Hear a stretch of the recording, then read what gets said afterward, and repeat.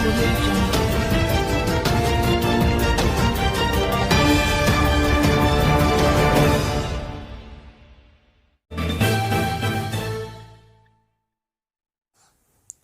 नमस्कार, मैं हूं कृष्णा पंडित और आप देख रहे हैं MP report news. MP report news में आपका हार्दिक स्वागत है। आइए चलते हैं आज की ताजा खबरों की ओर। सत्र के चौथे दिन विपक्ष के भारी हंगामे के चलते सदन के दोनों सदनों की कार्यवाही सोमवार सुबह 11 बजे तक के लिए स्थगित कर दी गई। कई विपक्षी दलों के नेताओं ने संसद के दोनों सदनों में स्थगन नोटिस प्रस्तुत कर अडानी समूह और चीन के साथ सीमा पर स्थिति पर तत्काल चर्चा की मांग की।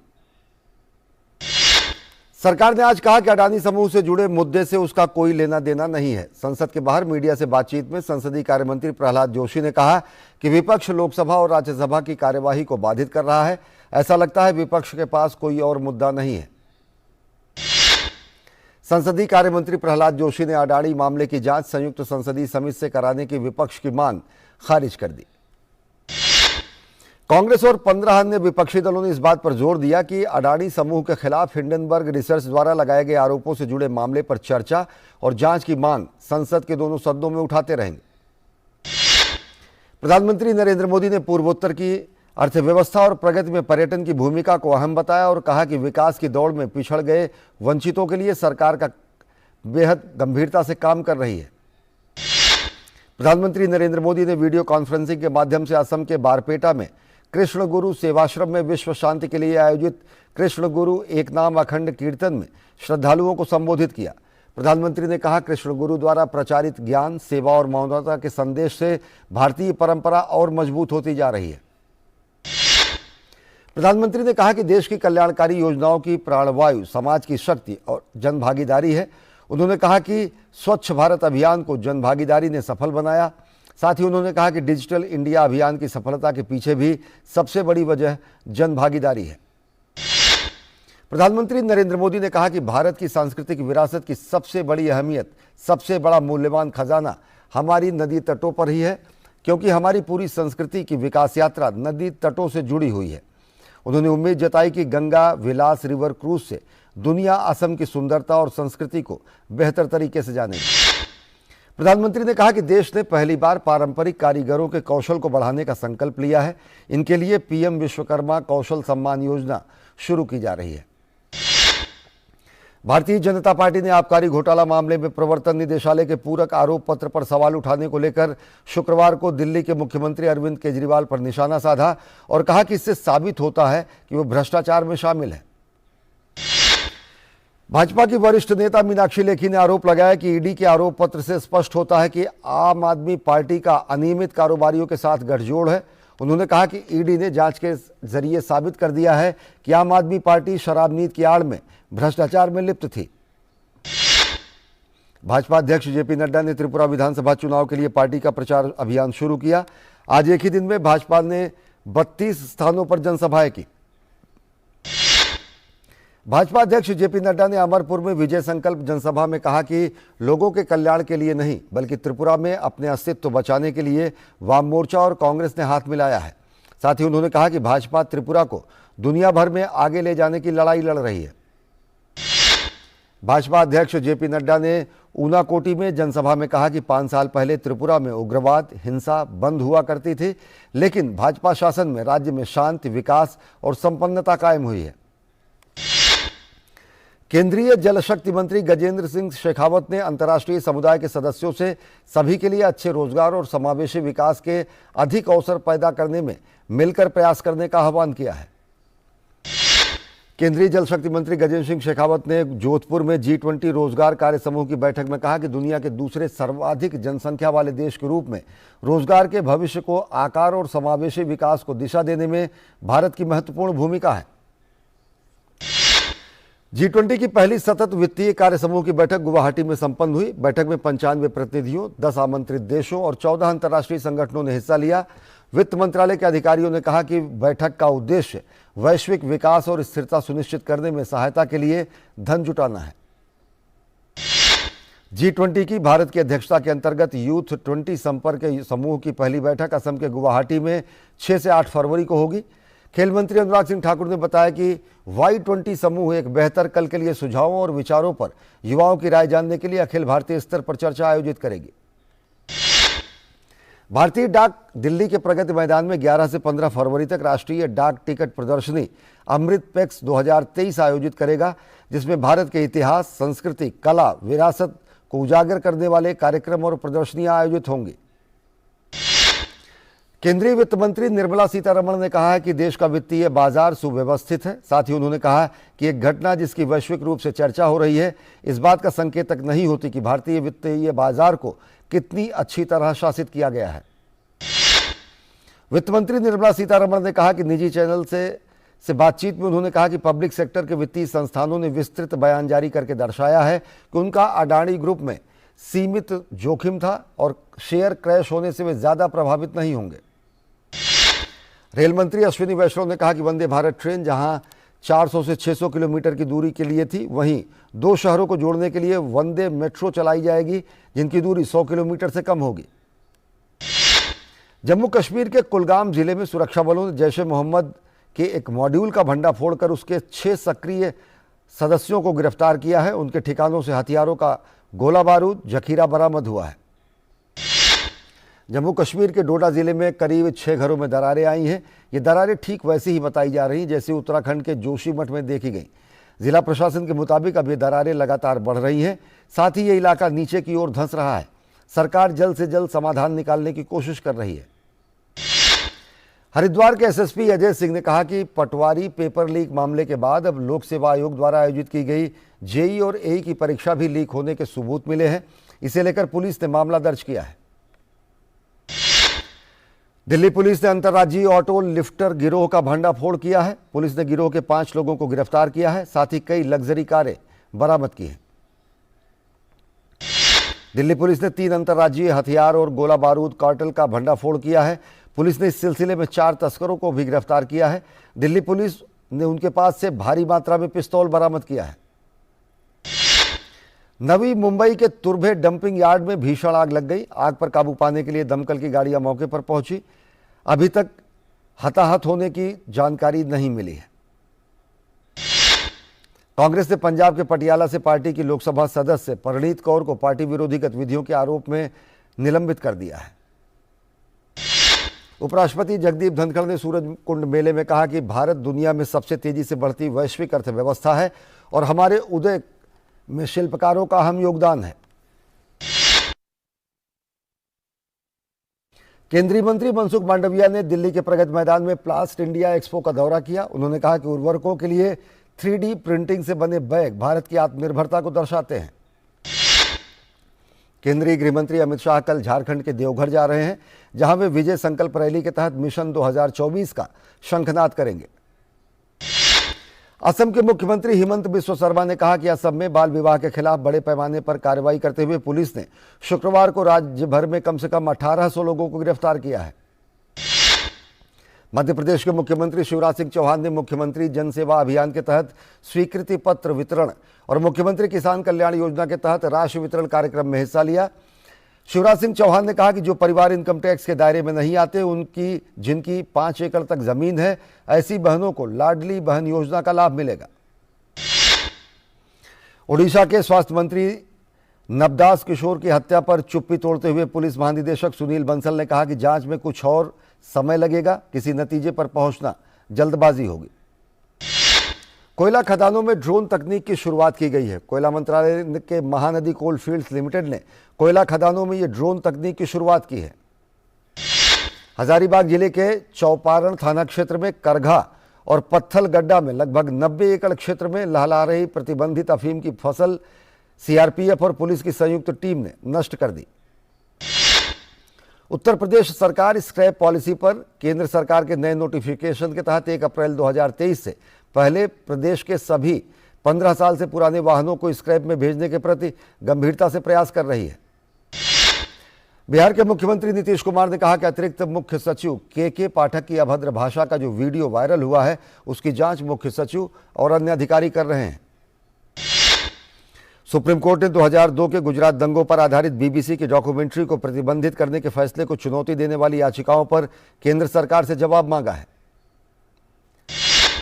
सुप्रीम कोर्ट कॉलेजियम की 5 नए जजों की नियुक्ति से संबंधित सिफारिश पर केंद्र जल्दी फैसला लेगा। अटॉर्नी जनरल ने सुप्रीम कोर्ट को बताया कि रविवार तक नियुक्ति को क्लियरेंस दे दी जाएगी।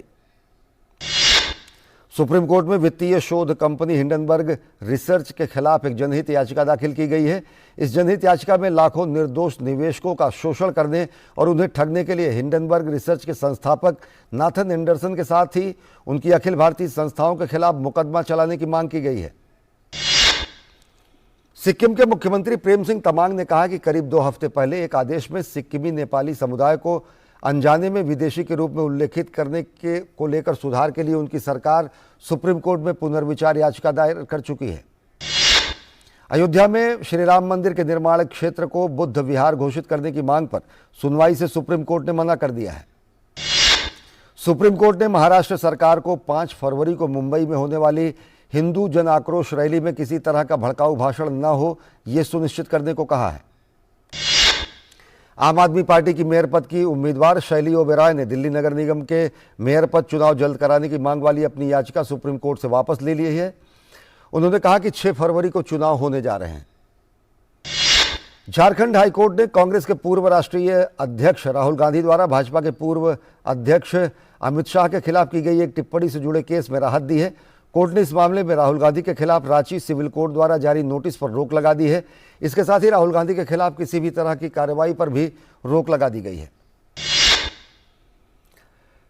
आसनसोल की एक विशेष सीबीआई अदालत ने पश्चिम बंगाल में करोड़ों रुपए के मवेशी तस्कर घोटाले में कथित संलिप्तता के सिलसिले में तृणमूल कांग्रेस के वीरभूम जिला अध्यक्ष अनुव्रत मंडल की न्यायिक हिरासत 14 दिन के लिए बढ़ा दी है।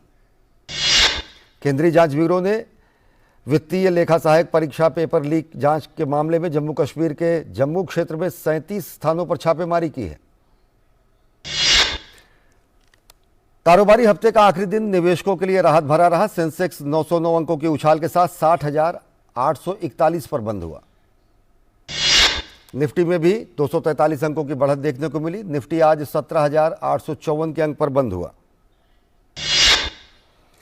रुपया भी अमेरिकी डॉलर के मुकाबले 34 पैसे मजबूत होकर 81 रुपये 86 पैसे प्रति डॉलर पर के स्तर पर बंद हुआ। भारतीय स्टेट बैंक ने चालू वित्त वर्ष के तिमाही के लिए शानदार नतीजों का ऐलान किया है। दिसंबर 2022 में खत्म तिमाही के दौरान बैंक का नेट प्रॉफिट सालाना आधार पर करीब 68.5% बढ़कर 14,205 करोड़ रुपए हो गया। सार्वजनिक क्षेत्र के बैंक ऑफ बड़ौदा का चालू वित्त वर्ष के दिसंबर में समाप्त तीसरी तिमाही में एकीकृत शुद्ध लाभ 75% के उछाल के साथ 3,853 करोड़ रुपए हो गया।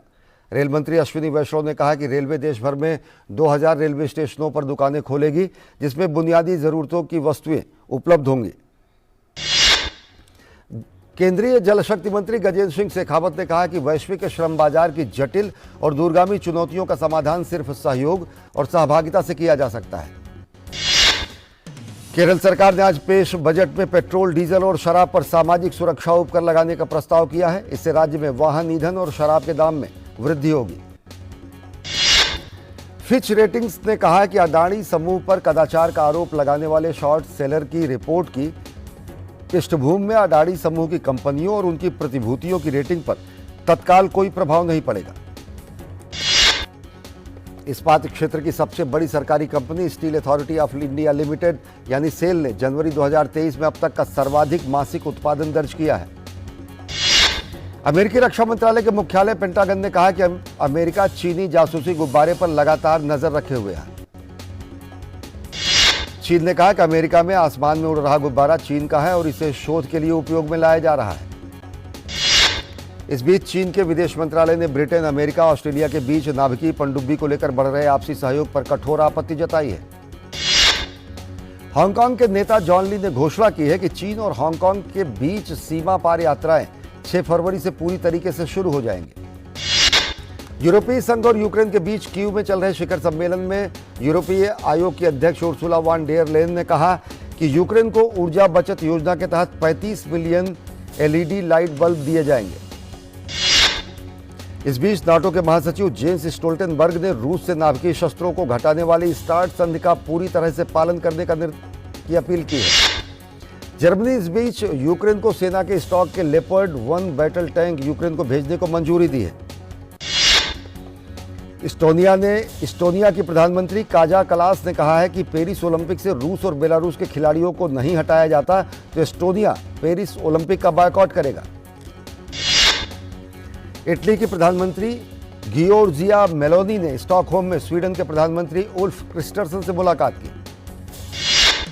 तुर्की ने कहा कि अमेरिका और जर्मनी समेत पश्चिमी देशों ने दूतावास बंद करने के संबंधी सुरक्षा खतरों को लेकर कोई ठोस सूचना नहीं मुहैया कराई है। डेमोक्रेटिक पार्टी की सांसद इल्हान ओमर को रिपब्लिकन पार्टी के सांसदों की बहुमत वाली प्रतिनिधि सभा ने मतदान के लिए शक्तिशाली विदेशी मामलों की समिति से बाहर कर दिया है। ऑस्ट्रेलिया, भारत, जापान और अमेरिका का औपचारिक समूह क्वाड साइबर सुरक्षा बढ़ाने के लिए मशीन लर्निंग और संबंधित आधुनिक प्रौद्योगिकी का लाभ उठाने पर सहमत हुए हैं। स्लोवेनिया के उत्तर पश्चिमी इलाकों में एक बस के पलटने से 3 लोगों की मौत हो गई और कई अन्य लोग घायल हो गए। दक्षिण कोरिया और अमेरिका ने स्टील्थ फाइटरों के साथ संयुक्त सैन्य अभ्यास किया है। उत्तर कोरिया ने राष्ट्रीय सुरक्षा सुनिश्चित करने और देश में समाजवादी व्यवस्था विकसित करने के लिए देश की गोपनीय दस्तावेज की सुरक्षा को लेकर एक नया कानून बनाया है।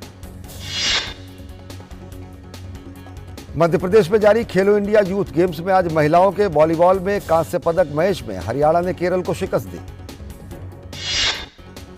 खेलो इंडिया यूथ गेम्स में लड़कियों के खो खो के फाइनल मैच में ओडिशा ने महाराष्ट्र को 6 अंक के अंतर से हरा दिया।